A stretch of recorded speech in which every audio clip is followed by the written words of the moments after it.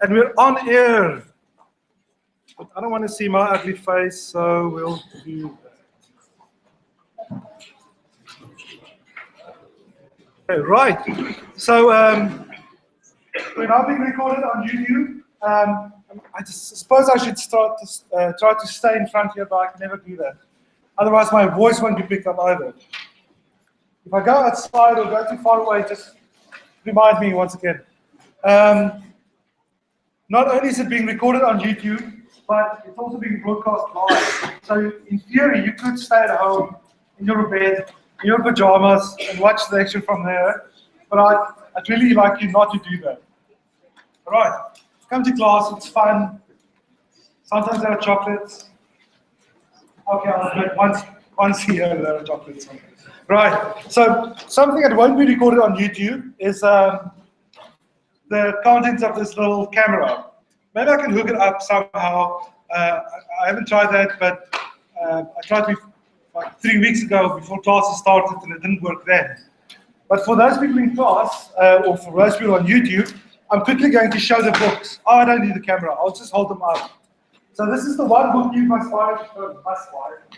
should buy for this course. You may see a blue one, but they're not being sold anymore, so you'll have to buy it secondhand. But it doesn't matter, because these books are absolutely identical. The blue one and this one is absolutely identical. Nothing has changed. Maybe they fixed a typo or two, but nothing much has changed. This is the latest edition. There was some kind of court case, and the publishers sued themselves. I don't know how it works. The bottom line is that the last chapter, chapter 4 of this book, is missing. Now in this course we do chapter 1 and 2, and in the second semester we do chapters 3 and 4. So it's not really my problem today whether there's chapter 4 in this book or not.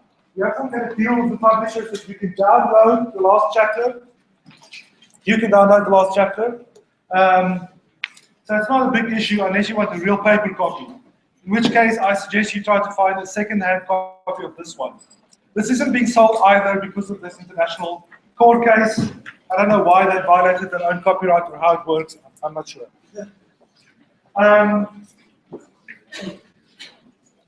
Let's log in to SunLearn. So that's my things.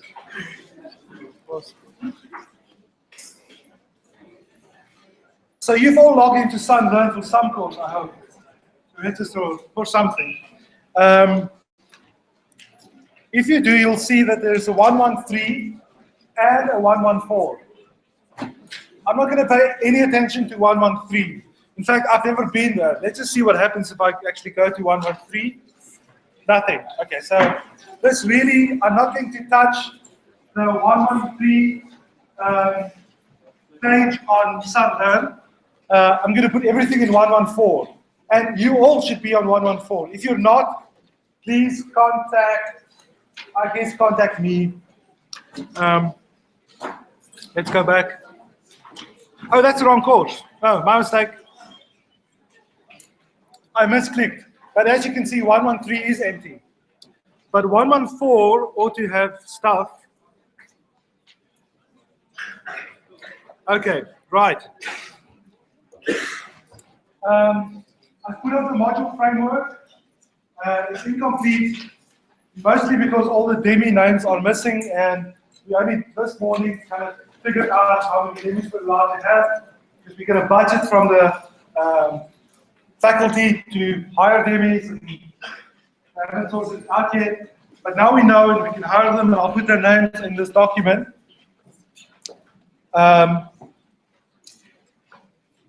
And I need to provide an Afrikaans translation as well. The second link here, the second PDF, is the first chapter of these books. So it's the first chapter of this book, and it starts with the front page of the blue book. Okay, so it won't look like this, but it's the same book. Just want to make it entirely clear. So it's the same authors, and it's really the whole of the book. There is only chapter 1, but all of it. Table of contents, this chapters 2, 3, 4, but they're not here. I'm pretty sure. Let's just make doubly sure. Otherwise, I'll take the link down. Well, I'll go check at home. And here are the slides from Monday. And I wasn't very prompt with the slides, but I'll try to be more prompt in the future. Also on here, we'll have all our online tests, annual grades, the ones I can release. And there's also the forum, which I've never ever used. This is the first year I'm using Sunderland's forums. So if you need to figure out how to do things, I'm probably not the right person to ask, but I'm pretty sure the demis will know, or your classmates will know, or just play around. Break the system if you can. Let's see if I can break it. Your discussion topic, subject, I love CS. I just wanted to tell someone how much I love. That's what I wanted to say.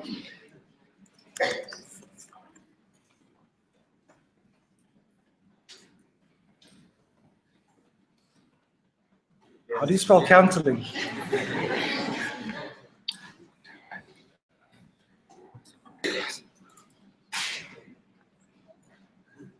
You have 30 minutes to edit it if you want to make any changes. After that, it's locked. Jaco Geldenhuys will be notified of your new part. Will I? Okay, right, excellent. In I love CS. Okay, right. So there is the, oh, good. Here's my discussion. I can reply to myself. You are subscribed to this discussion. Yes, I want to be subscribed. Let's read it.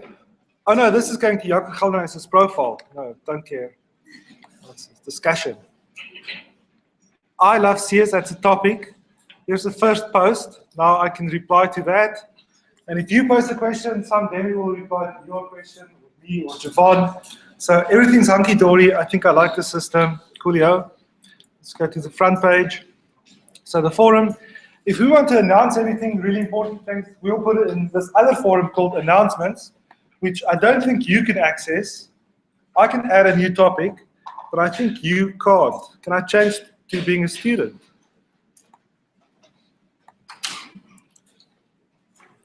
Okay, right. So I can't post here if I'm a student, but since I'm a lecturer, I can, luckily. Good. Right. So that's the website. Are we still? I'm a little paranoid about YouTube because in the past I've been giving lectures and it just comes out, or I forgot to start it, or something has gone wrong. So from time to time I'll be a little crazy and check if it's still working, but it is good. Excellent. Right. So website is up and running-ish. Next piece of admin is that you need to choose class representatives.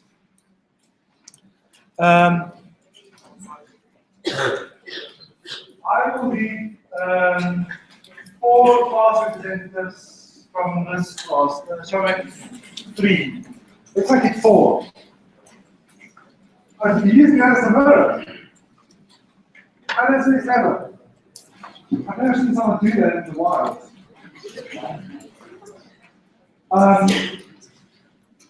Class representatives. Right. So, have you chosen class representatives in other courses? No. Some have, some haven't. All right. Bottom line is that if something terrible goes wrong, or if you have big complaints, we want feedback. We can't talk to all of you at once. So we have these class representatives.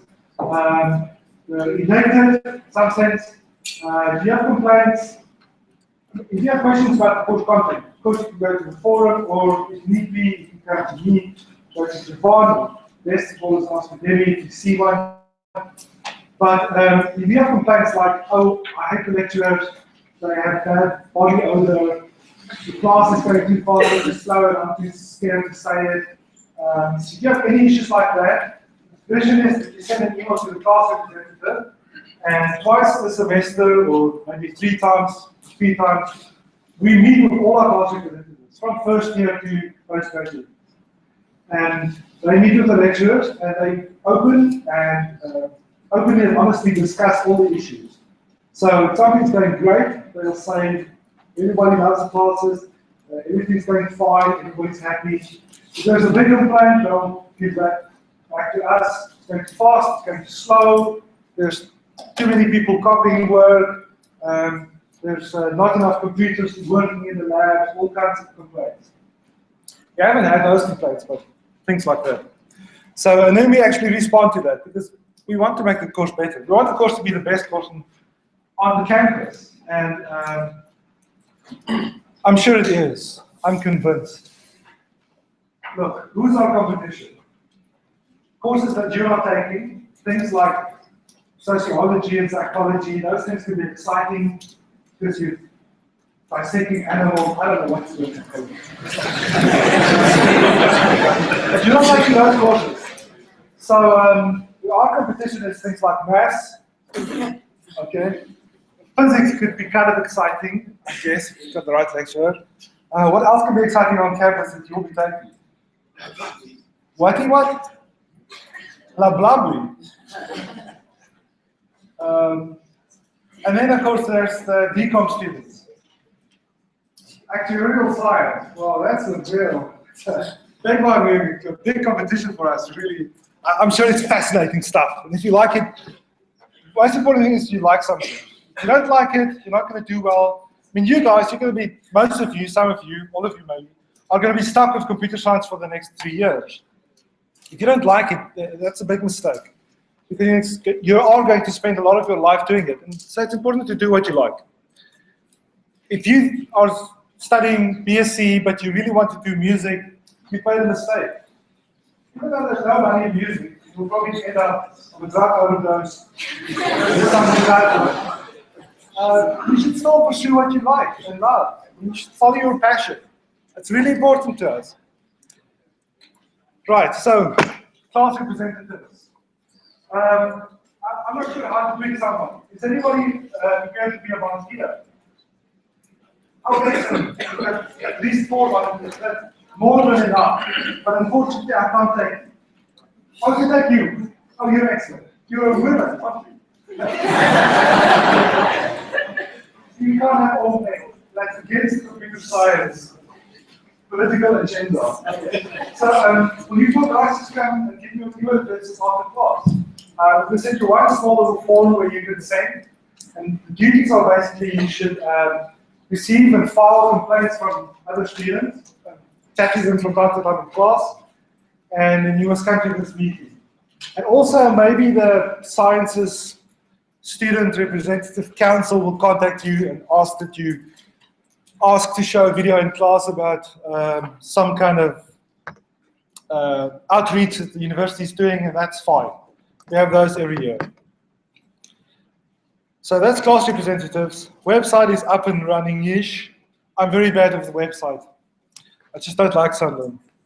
And then on the website, in the module framework, you will see that there's all kinds of blah, blah, blah. I'm going to change this. I'm going to change this document, and I will tell you with an announcement that I've changed it, because it's incomplete. I haven't filled in the class representatives. I haven't filled in the tutors. They're still coming. We're still waiting for that money to come. I'll tell you in a second how it works. And I haven't filled in the demis, the teaching assistant, because that money was only given to us today. I can't hire people without money. It's not a lot of money. It's really very little. So the people who volunteer are people who really like computer science. If you have the chance to volunteer to be a teaching assistant, please do so. It's the best way to learn a subject. So if you think your programming is a little weak, or even if it's very strong, being a demi and explaining, our second year demis will explain to you how to program or help you with problems you're struggling with. It's absolutely the best way to learn. They will be learning a lot more than you will be learning. So teaching or helping people learn is honestly the best way of learning yourself. So the teaching assistants will come, There'll be more than 12.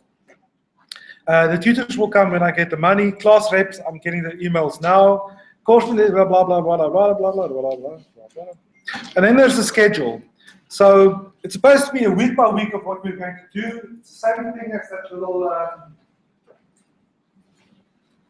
table I showed you on Monday, except that on this schedule, there's also reading work.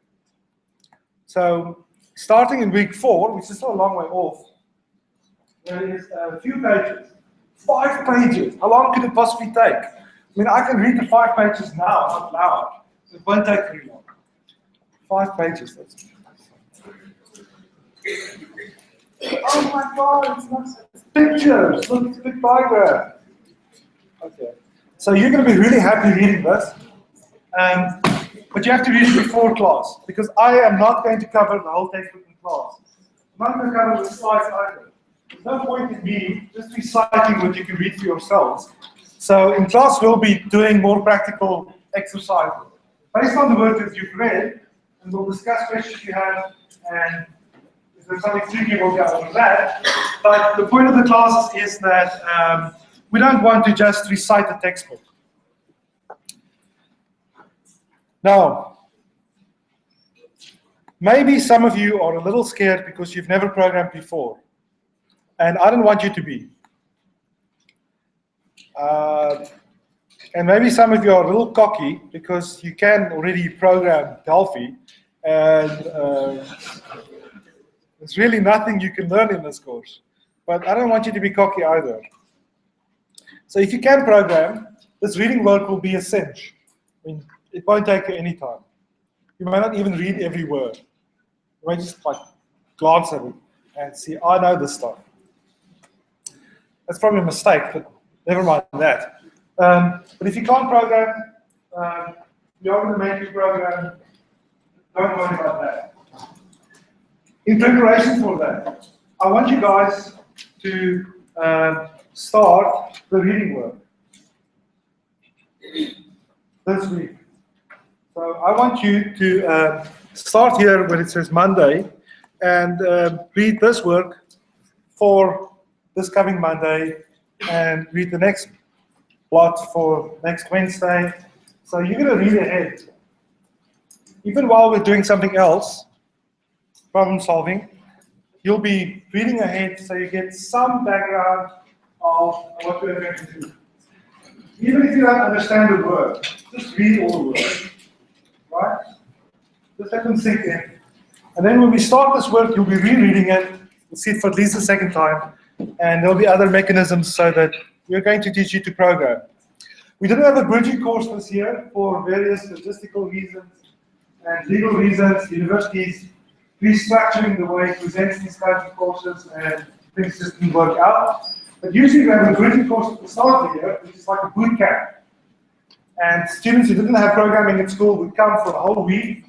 We'd have 6 hours of class a day, and we would, in 1 week, cover all the work in the first 6 weeks of term. Maybe 7 weeks.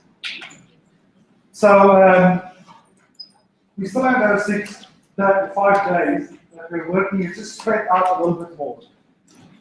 So I do not want anybody to stress. I don't want anybody to stress in any case about anything. This course works best if everybody's relaxed. Right. So I want you to start reading. Just a little reminder. I'm not going to harp on about this, but it's really important to read. You can easily do this course. It's not a difficult course to anything. This course is easy peasy if you just follow the rules. You need to read ahead.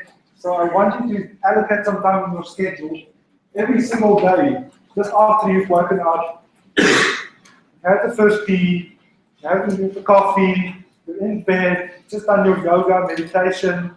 So not coffee, you're having your tea, done your yoga and meditation. Now you have half an hour before you need to get dressed to come to class. I mean, it's almost 6 a.m. You wake up early. You're feeling refreshed because you've had a long sleep. If you could just give me half an hour every single morning of reading.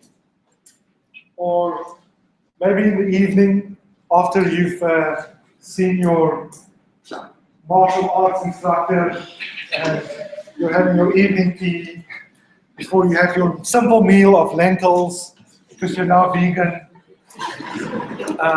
If you could just give me like half an hour after martial arts or before martial arts to read. And if you finish work early, that's fine. If you understood all of it, that's great. But I will need you to cooperate. Now I say this knowing that nobody ever does this pre-reading, but maybe I can catch one person. If I can pass only one person in this class, I'll be happy. You really need to listen in class. I'm so convinced that if you pay 100% attention in class, you give me 100%, what? 105 or something. Okay, excellent. 100%, 100%, okay. Full attention. Everything's going straight to you, nothing's distracting you. You look at my eyes. I need you to concentrate, really concentrate.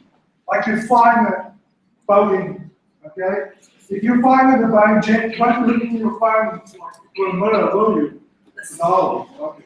Very well. That is belief. Right, okay. So, I really believe if you concentrate in class, you do 50% of the work. Other people do. You will have to practice. The only way to learn to program is the same as the only way to learn to do maths. And the only way to learn to play the piano. You really have to practice. I'm sure you all agree that learning to play the piano, the first piano. Oh, sorry, you're vegan, so you play the guitar. So I know that you agree that for that, you do need to put in the practice. But the same is true for maths. Maths is really so easy. All you need to do is learn the rules, there are only a couple of rules, and then practice problems. 10 or 20 or 30,000 problems a week. And maths is easy peasy. Anybody can do it. And the same is true for computer science. You need to write at least one small little program every single day to learn to program well. And then it's not hard. In some way, something clicks. You just do enough of it, you absorb all that kind of, oh, I've seen this before, I can do this easily. Clicks and you can do it. And you really need to sleep. I hate lecturing, I love wasting time. I'll be showing a few videos of people sleeping. But I don't think I brought them along. So you need to sleep your 8 hours. It's honestly so important. Not only because you're youngish and your brains need more sleep to develop properly, in this case, communicate, but because you only record things in your memory while you're asleep. Throughout the day, you're filling up the short-term memory. That's only committed to long-term memory when you sleep. If you're not sleeping, you're wasting the knowledge you've accumulated. I know you can remember what happened yesterday, but over time that will fade. That's not in your long-term memory. And we need to get computer science in your long-term memory. Right. So we have to talk about problem solving. Oh man, I've just waited 25 minutes. Maybe it's fun for the video. Right. That's fine. Okay. I'll show you a video on Friday. Oh, it's 8 o'clock. I need to wake up again here. I'll show you a funny video on Friday, I promise. I'll show you my favorite video. It involves a guy in a bikini. All I'm going to say, you've probably seen it. Don't know what kind of stuff you watch. It's sick. Okay, right. So, how do we solve problems? Well, the first question is, what kind of problems are we going to solve? The problems we solve will all be the same. You'll be given some kind of input, got a set of givens, and you'll be told that there is a mapping to some desired output. So, I'm telling you a few facts. I want you to get to a certain other fact, and I'm vaguely telling you what that mapping is. I'm not even give you the details because I can assume that you already know the details. So, for example, if I tell you there's a box and its width is 4, and its height is 5, and its depth is 10 meters, I want you to calculate the volume. I don't need to tell you how to calculate the volume because that's kind of implicit knowledge. I could have told you that to get the volume, multiply the 3 together. I'm not doing that. And I just want output. I want the volume is the output. And the 3 inputs are width, height, and depth. So obviously in this case, it's like, let's make a mistake, 200 units. We know that, and that's the answer they want. But this is an easy problem that you've probably done at school, primary school, kindergarten, maybe, gifted program, I don't know where you got that. More difficult kind of problem is where we're not asked for an explicit output. We actually ask for the part in the middle to be explicit. So if somebody just tells us, I'm given a box with width W, height H, depth D, calculate the volume. We don't want the concrete output here. We kind of want the formula, the procedure, to get from the inputs to the output. Nobody expects us to say that the answer is 200 units. But what they're really asking is, how do you get from the inputs to the output? So in this case, they're looking for a procedure. That procedure, that process, we in computer science mostly call it an algorithm. So an algorithm is the step-by-step procedure to get from the inputs to some kind of output, to solve some kind of problem, to achieve some kind of goal. Right. So we've seen type A problems, we're given inputs, they want the output. We've seen type B problems where we're given the inputs, told how it maps to the output. Now we need to sketch the way there. And there's another kind of problem which is a combination of A and B. We're given inputs and we're asked for an output, but the in-between part is so vague, the mapping between inputs and outputs is so vague that we have to come up with the procedure in the middle as well. So for example, if I ask you what the volume of the box was, I'm not taking back. You wouldn't be able to answer that, yes? I'm just trying to door YouTube.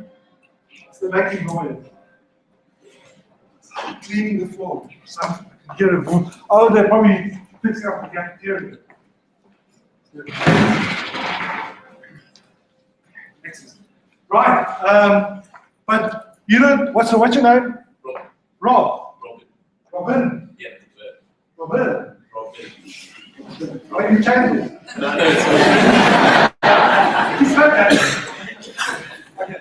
I'm sorry, I love picking on students. I mustn't do this, but it's so much fun. Okay, Robin, I'm just going to pick up you to that. Right.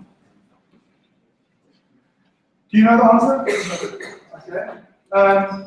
Obviously, because it's just too complex. It's not as straightforward as computing the volume. They want a concrete answer. They want to be told exactly how to do it. And we're given concrete inputs, we're given the number, but the procedure is somehow a mystery. So we have to figure it out. And really, this is the whole of computer science. This is the whole of computer science. Somebody comes to you and say, I want to have loads of people be able to log into a site and post little messages to each other, perhaps photos, perhaps they can poke each other, send messages, all kinds of stuff. That's somehow the input. And the output is this website. But getting from the inputs to that website, that's the whole point of computer science. Finding that procedure, finding that algorithm in the middle, and then actually making it. Applying the algorithm to the input and producing the final output. So these are the kind of problems we're looking at, and they'll all be like this, but this is a very broad classification. Obviously, if I wanted to write a book, I'll go sub-classify these into thousands and thousands of classes. There are all kinds of variations. How do we solve problems? People have really written loads of books about just problem solving. Nothing specifically that to do with computer science. Just in general, how do you solve problems? And there are some famous books, like there's one in mathematics called How to Solve It, nice title, which was written in the 30s, 1930s. So there's lots of material about this, but it's something you have to learn by practicing once again. We'll look at some general advice soon, but there are also some specific techniques you can apply to this problem. So if I'm stuck with this jar problem, I don't know how to proceed.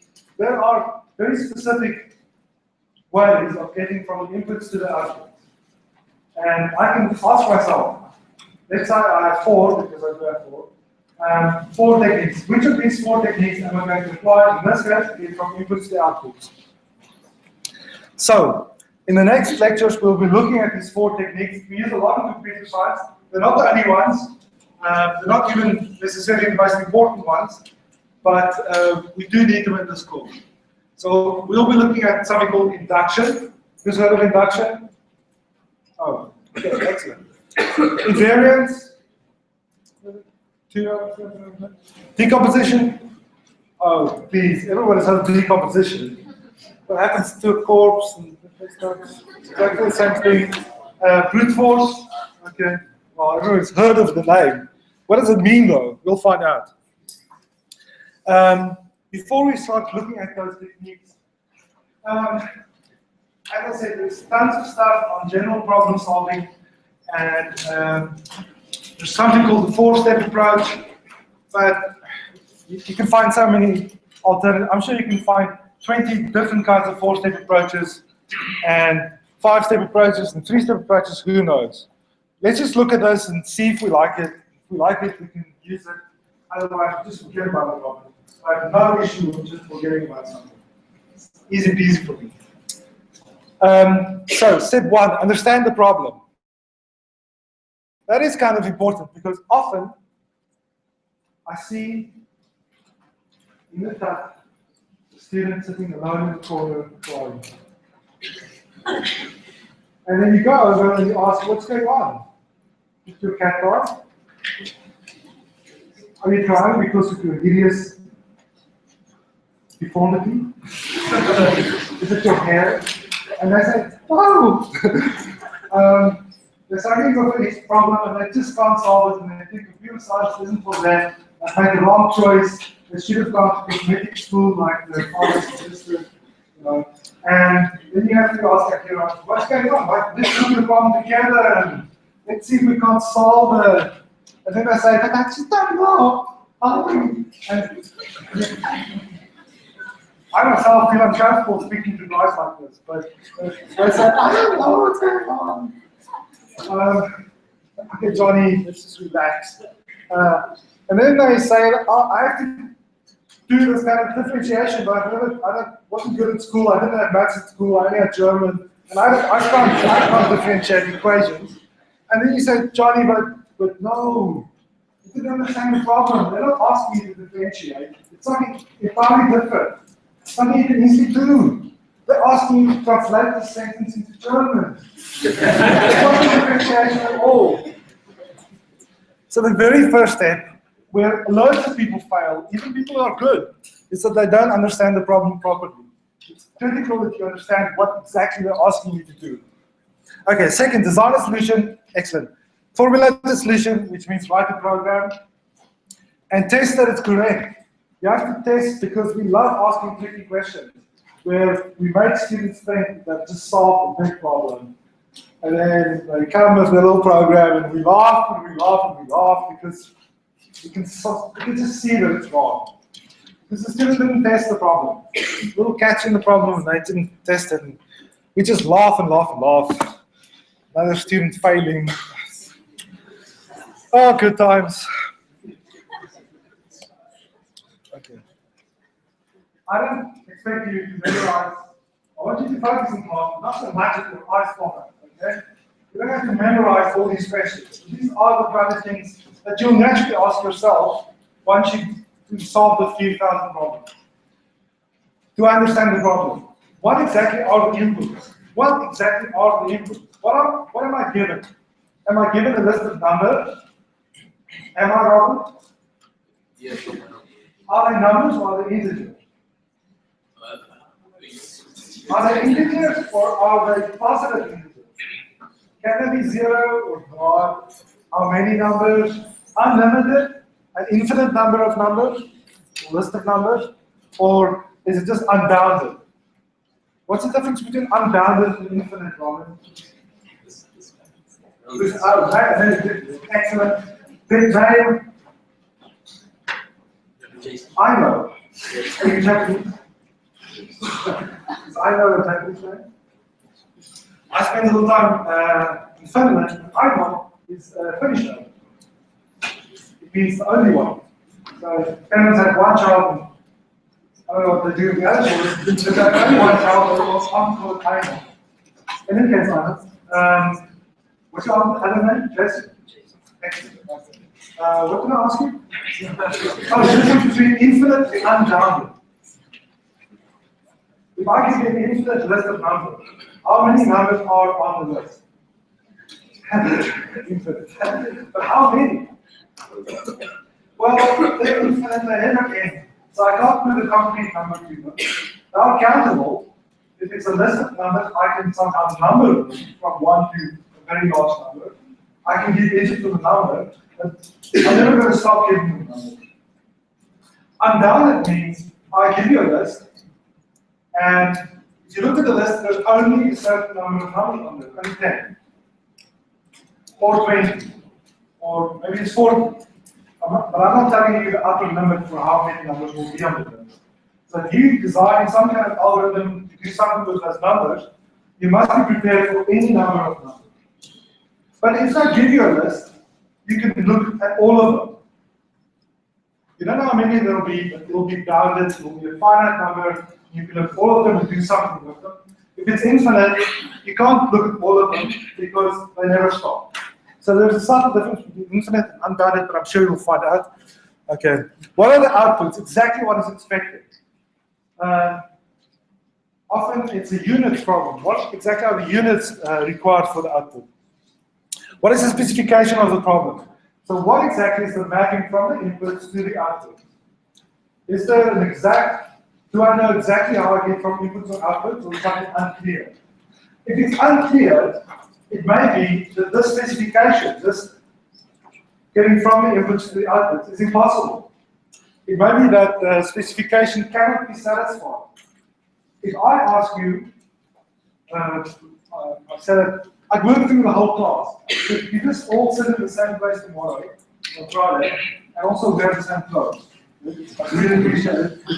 Robert, and I know, okay. Next week. Aiden. You sure? It sounded like you were going to say Edgar. Aiden, that's your real name. If I say there's a box, and the height is 5 meters, what is the volume? Why not? You don't have enough information. There's no way that you can get to the volume from just that one input. It's an impossible specification. You can't ever satisfy that. So that's your specification can't be satisfied. Sometimes there's not enough information in the specification.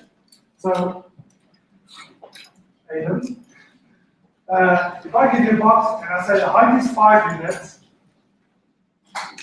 what do I want to say? No, that's not a good example. So the color line is more carefully. But sometimes the specification isn't clear enough. I mean, it's a different thing between, there's a difference between saying that the height is 5, give me the volume. That is perfectly clear. There's no mystery here. The only problem is it's impossible. Because you can't get to the volume just from the height. But if I ask Aiden, the height is 5, please give me the volume. What's the answer, Aiden? It may be that you can do this, but my specification was just unclear. I didn't, it's insufficient specification. I didn't tell you exactly what I wanted. Maybe all the information is there to get what I want, but I just didn't tell you. Oh, this feels terrible. I feel like I'm teaching economics. Boring. Is it redundant? Is there too much information? If I think there's too much information in the specification, maybe I'm making a mistake. Maybe I'm missing something big. Maybe I'm not understanding the problem at all. So if somebody tells me, height 5, depth 6, the width is 7, and the color of the box is red, what's the volume? So it sounds like I only needed the height and the depth and the width, Why did they tell me the color? Am I missing something crucial? Do they really only want the volume? Maybe the color plays a role in the volume. Maybe if it's a hot day and it's a dark box, it expands and the volume is slightly more. Or a cool day and it's shrinking. I just don't understand. What else is there? Is it contradictory? Sometimes the specification can be clear and all the information is there, but it's asking you to do two different things that don't match up with each other. Are there special conditions on the inputs and outputs? Well, does the problem break into parts? Are there two natural parts? So if somebody asks you the volume and the surface area, those are not related things except they use the same input. But you can calculate the volume without the surface area. You can calculate the surface area without knowing the volume. And so these are two different parts to one problem, what seems to be one problem. Designing a solution. How do you design a solution to a problem? The jars. Have you seen something like this before? Have you seen something that's slightly related to it? Do you know any other kind of problem that could be useful in the jar problem? Can you make it more general? Aiden, don't nod. YouTube can't see you nodding. You have to say yes. Is that what I sound like? I didn't realize. Okay, right. Aiden, jar problem. Can you make it more general? Yes. Just tell me how. Loudly for YouTube. Okay, I see what you're saying. When I asked, can you make it more general? I meant you, but you thought I meant one. Can one make this a more general problem? Yes, one can. I don't know how. But you use this to make it more general. This next. And then it's Aiden Irish. I know this Spanish. Robert is Danish. Yeah, sure. What? Yeah.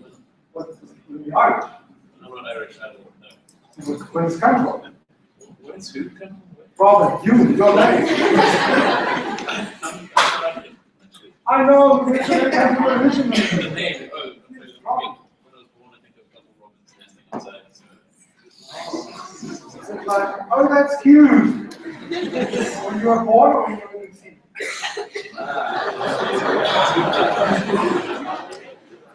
That's what we hear about kids when it's not.